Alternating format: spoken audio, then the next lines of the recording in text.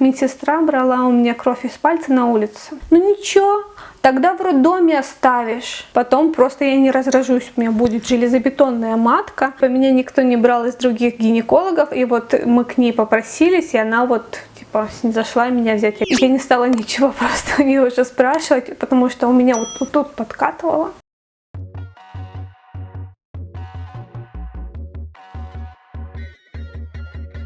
И самое интересное, почти все время моих приемов у нее мне приходилось ждать полчаса, 40 минут, час.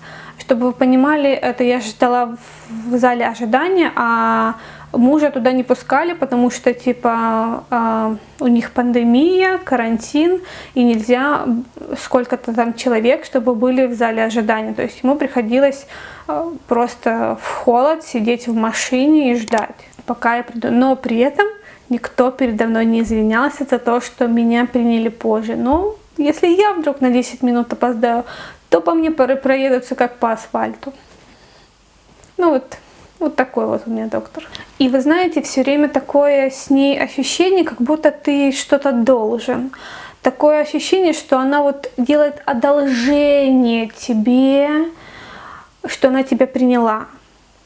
Очень-очень высокомерная, очень неприятная. На протяжении всех моих приемов, что я была у нее, она мне не объясняла, что да как мне лучше себя повести. На любой мой симптом, допустим, у меня там болела там правая сторона низа живота, она мне всегда говорит: пей магнезиум. Пей магнезиум и все, пей магнезиум. Это единственное ее панацея, это магнезиум. Кстати, единственный раз, когда она со мной нормально общалась, это был тот раз, когда я оплатила там на 40 или на 60, я уже не помню, евро.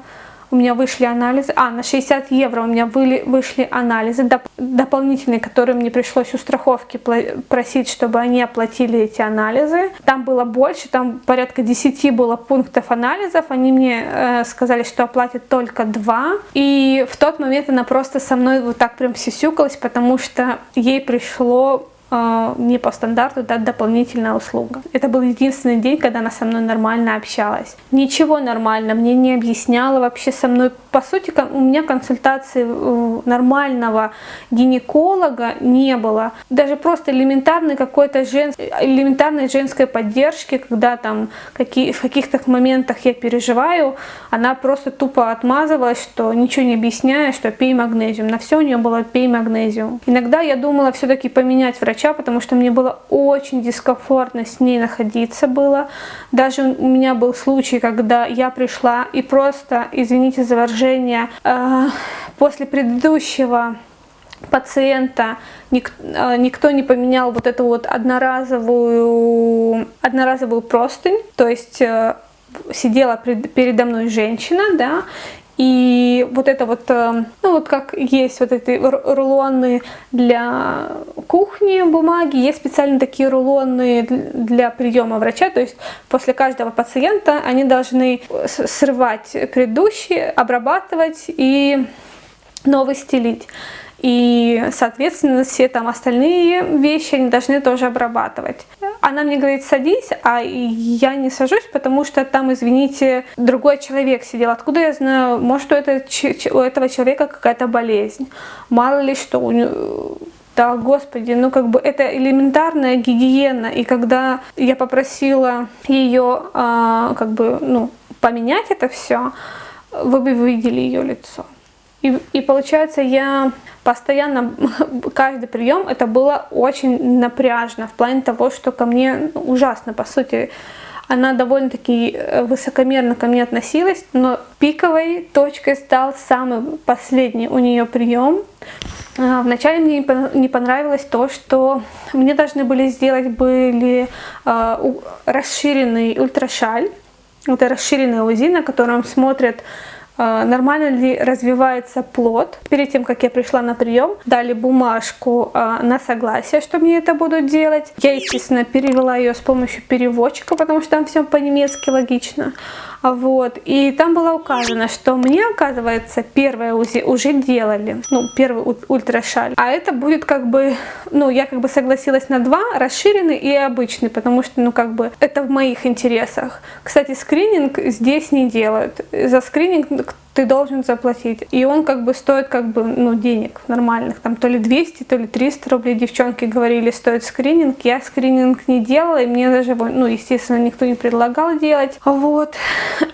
И вот эта расширенная УЗИ, которую она мне делала, она делала мне уже на таком, на месяце, наверное, 5-м. И я вижу, что у меня вот в этой бумажке, которую мне дали заполнить, что она мне уже делала обычный, оказывается, УЗИ, вот обычный ультрашаль, и сейчас будет делать расширенный. Я зову медсестру и говорю, я не очень могу понять, почему у меня здесь стоит, что что доктор мне уже делал УЗИ. Он говорит, ну она же вам делала. А я сижу и вспоминаю, и понимаю, что мне никто не делал. Там нужно было на 12-й неделе делать вот это первое УЗИ, а мне его никто не делал. Как потом выяснилось у доктора, когда у меня были боли внизу живота, она мне сделала этот ультрашаль и зафиксировала его как уже вот этот вот мой плановый на 12-й неделе, который должен был быть. А то она смотрела просто, потому что у меня были определенные боли, и она их просто проверила. Ну, как бы. И она это зафиксировала, как бы, что у меня уже сделано УЗИ было. И это была первая галочка в этот день, которая меня немножко выбила из себя, потому что, извините, как бы это у меня были боли. И вы просто как бы решили посмотреть, а на 12-й неделе мне никто ничего не смотрел, как должно было быть. Вот. Еще там получилось, что у меня очень были определенные боли.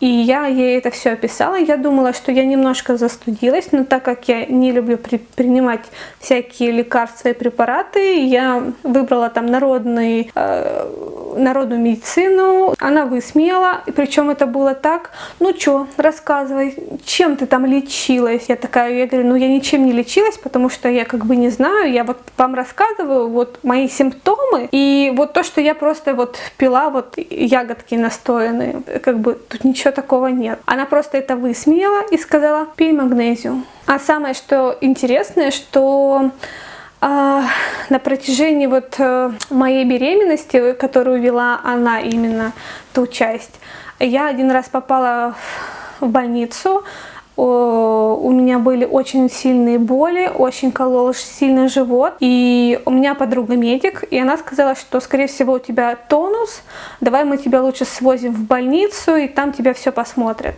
И когда в больнице посмотрели меня и спросили, что я принимаю, я говорю, я пью магнезиум, ну, фолиевую кислоту и магнезиум. Они спросили, а почему вы пьете магнезиум, у вас какие-то проблемы? Я говорю, да нет, в принципе, нет сейчас никаких проблем. А чтобы вы понимали, что доктор мне этот магнезиум прописывала 2 месяца. Вначале, понятно, у меня там, я ей говорила, что у меня там болит низ живота, но потом она мне просто его прописывала просто так. То есть у меня не было никаких симптомов, у меня не было ничего, она просто мне его прописывала. Каждый день пить. Я его пила каждый день. Я объясняю это врачу, который меня принимал в больнице. И она говорит, а зачем? У вас нет никаких проблем. Зачем вы пьете магнезиум, тем более каждый день? Это вообще-то очень нехорошо для как бы организма. И я была тогда в шоке. И всякий раз потом уже, когда мне моя докторша говорила, что пей магнезиум, я поняла, что она просто вот как для галочки, я не знаю, это все говорит, потому что, как мне врач объяснила, и девчонки мне говорили, что потом просто я не разрожусь, у меня будет железобетонная матка, и я не смогу нормально родить, потому что зачем пичкать организм этим препаратом, когда все хорошо. Вот, естественно, когда она мне сказала, я объяснила человеку, что, скорее всего, у меня цистит, но понятно, что это мое предположение, это логично, что я вот, ну, как бы у меня там какие-то там симптомы, я ей описываю, говорю, может, у меня цистит, не знаю. Ну вот, и она просто высмеяла в очень жесткой форме это все в мой адрес, и очень со мной неприятно разговаривала. Девчонки, было такое ощущение, вот она со мной разговаривала так, как будто ей очень неприятно со мной разговаривать, и я ее жутко бешу, хотя, ну, я вообще не конфликтный человек, и наоборот, как бы, я всегда со своими врачами как-то вот нормально общалась, какой бы врач ни не был. Когда у меня уже был расширенный вот это УЗИ, чтобы вы понимали, это уже где-то была 20-я неделя. Я до сих пор не знаю пол ребенка. Она молча делает мне ультрашаль. Она не говорит, как там вообще, как развивается малыш, что вообще, да как. Она просто машинально это все делает. И я вижу, что она начинает убирать все вот это вот свой аппарат. Я говорю, ну вы мне хотя бы пол ребенка скажите, потому что я до сих пор не знаю, мальчик у меня или девочка. Ребят, это надо было просто видеть. Я попробую сейчас показать, как она мне сказала. Она не приложила аппарат к моему животу. Она на меня так посмотрела. Девочка. Я так не поняла, к чему вот это вот все было. Я такая, хорошо. Я не стала там, о боже, у меня девочка, потому что это посторонний для меня человек, почему я должна делиться с ней своими эмоциями. Вот, и я начинаю там вытирать живот от вот этого геля, и она такая мне говорит тем же неприятным тоном, а ты кого ждала? Я говорю, ну вообще мы думали, что будет мальчик. Ну по нашим подсчетам было то, что мы думали, что будет мальчик. Ну и я всю жизнь думала, что почему-то у меня будет пацан первый. И девочки, я не знаю, как она могла это мне сказать. Она такая на меня смотрит, говорит, ну ничего, тогда в роддоме оставишь. Это просто вот для меня был шок. Для меня был шок. Как можно сказать девушке, женщине, которая планировала свою беременность, которая к ней шла осознанно, что ребенка в роддоме оставишь? Это что такое? Это что за бестактность и неуважение к другому человеку? У меня был такой шок, и я лежу и трясущимися руками вытираю свой живот, и я понимаю, что я не должна расплакаться, потому что, я не люблю плакать на людях, я стараюсь все держать в себе, и если я это делаю, то где-нибудь там, чтобы никто не видел. И у меня был шок просто. И мы уже идем в ее кабинет, чтобы она там заполнила все моменты и отдала мне мутерпас. И она, такая говорит, ну что, все, можешь идти, отдает мне мутерпас. Я говорю, ну вы хоть скажите, нормально там развитие у малышки или нет, Она говорит, ну да, все нормально. И я не стала ничего просто у нее уже спрашивать, потому что у меня вот тут подкатывало. Вот, и я выхожу. И все, я всю дорогу проревела, потому что я такого отношения к себе не ожидала. Потом я позвонила подруге своей и описала ей всю эту ситуацию, сказала, что я больше к этому врачу ходить не буду. Она сказала, что она как раз в тот момент проходила практику в больнице, и она нашла другого русскоговорящего врача для меня. Вот, и сказала, что так, конечно, и дальше живет, опять-таки не в моем городе, в другом. И я решила, что к этому врачу я больше не пойду, и пойду уже к вот этому, к новому, потому что мы позвонили потом позже, и она меня сказала, что возьмет. Но я уже не стала звонить в мой праксис, позвонила подруга, потому что я не хотела с ними уже больше общаться. Сказала все, что она о них думает.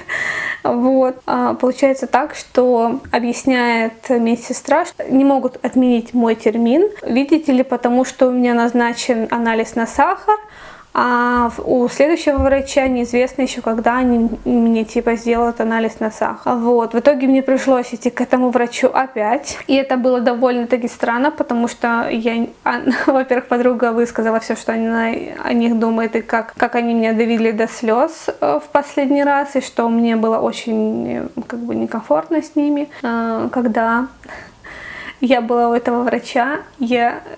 Девчонки, это надо было видеть, как она контролировала в этот раз каждое свое слово. Все, как она обдумывала каждое слово. И она у меня решила спросить, почему вы решили от нас уйти. Я такая, да.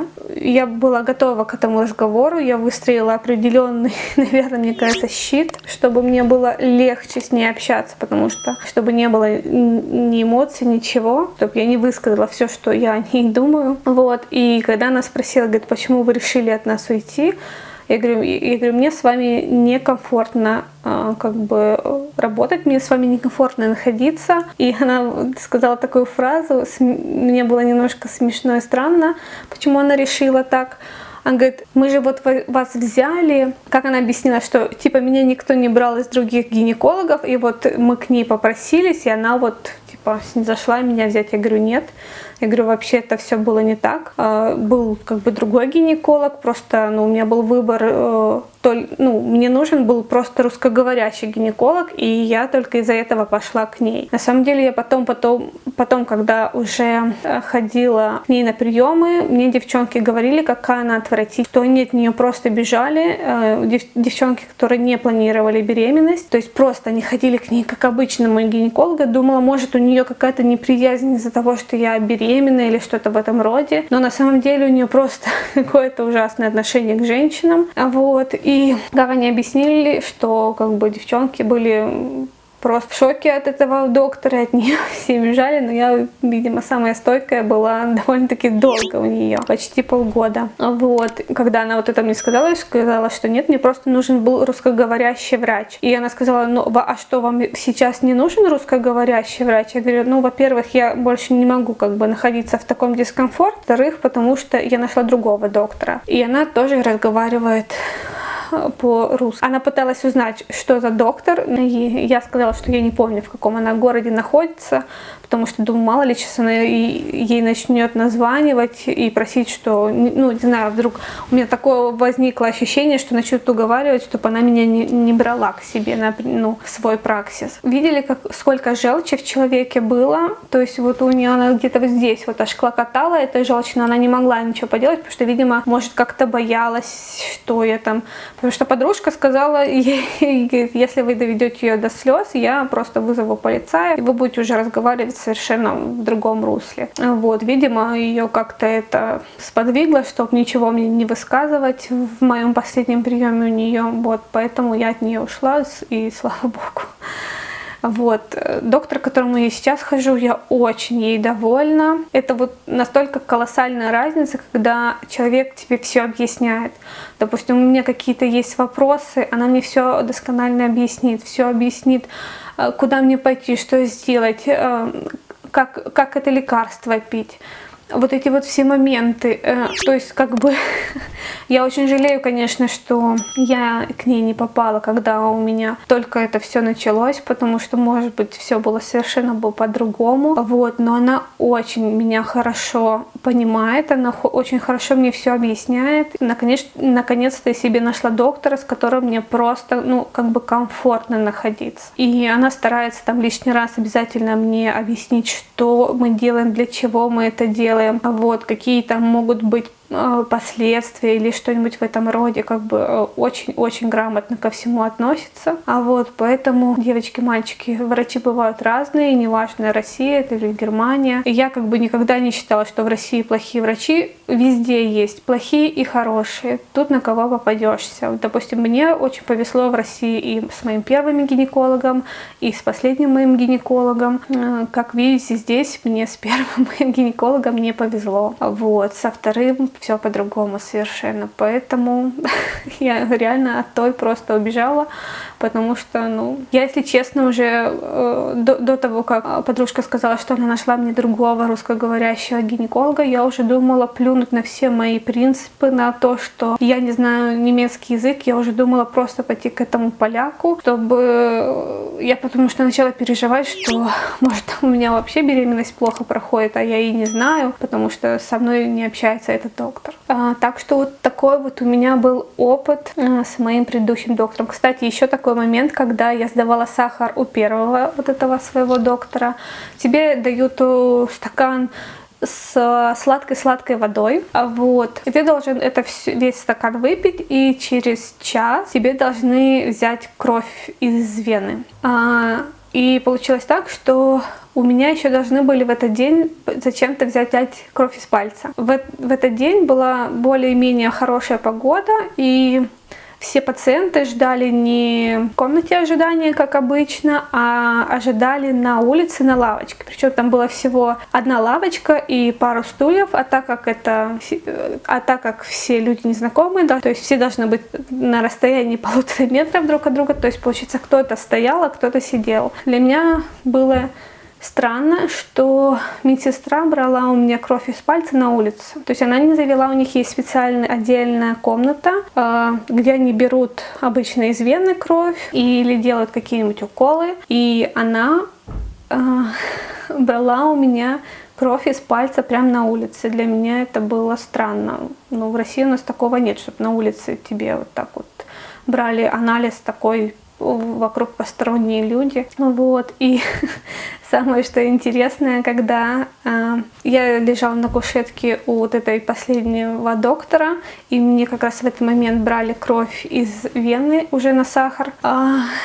Тут побегает доктор и говорит, что вот твои анализы, вот те платные, про которые я вам говорила, что они пришли, там токсоплазмоз и что-то еще было. Вот. И она такая на таком энтузиазме, такая думает, сейчас еще бабок срубит. И говорит, давай, тебе же на сахар сейчас делают, берут кровь, давай мы тебе еще раз проверим, вдруг ты заразилась за эти пару месяцев. Я такая говорю, а зачем? Я говорю, я ни с кем так не контактировала, был период карантина, мы сидели все дома. Я говорю, зачем мне делать еще раз анализ этот платный? Тем более это опять делать, как бы, извините, запрос. Может, мне этот анализ не оплатит, допустим, страховка. Она говорит, вдруг, вот это тебе еще неизвестно, когда твой тот новый доктор этот анализ делает и все такое, это ждать. Давай мы сразу 2 зайцев типа убьем и сделаем тебе, вот сейчас на сахар тебе медсестра возьмет и заодно возьмет на токсоплазмоз. Я такая, нет, спасибо. Я говорю, я подумаю,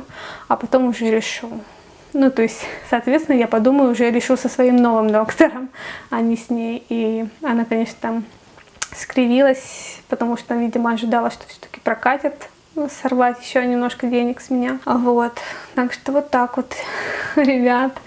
Вот. Так что такой вот опыт. Может быть, в чем-то он очень разнится с вашим. Это конкретно мой случай, потому что вот это конкретно как у меня было, и может быть у вас было все замечательно или наоборот.